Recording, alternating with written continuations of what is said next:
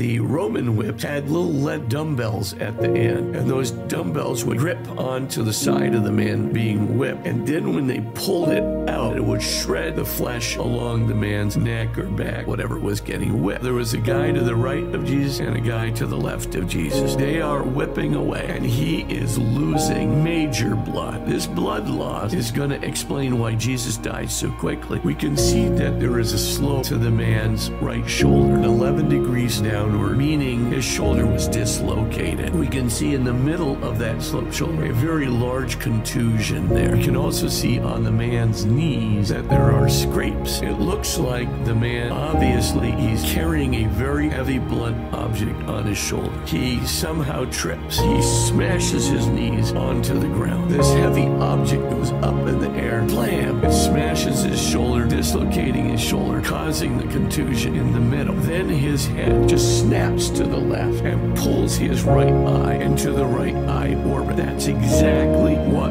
we see on the shroud. This also explains the Romans didn't get Simon of Cyrene because they felt sorry for Jesus. The basic thing is they want to torment him as much as possible, but Jesus couldn't do the job. He's going to be partially paralyzed on his right side, so there's just no way he's going to be able to carry that cross any further. Then you look at the piercing in the hand. We only can see the exit wound on the right hand. The likely scenario is that the nail is put right in here at the lower part of the palm, and there's a little channel that goes down here, and the nail follows this track and comes right out there, exactly at the angle of the exit wound in the man's hand. The amount of pain, because there's a complex of nerves. So when you're hanging there, your diaphragm is fully distended. You're not going to be able to breathe. You've got to pull yourself up. Ripping against your own flesh. Ripping against your flesh. And by the way, this guy was not nailed to a little ledge on the cross. His foot is literally nailed to the wood of the cross. A man in that shroud definitely was crucified with a crown of thorns. And not only that, the thorn that was used in the crown is called a Syrian Christ thorn, a very long curved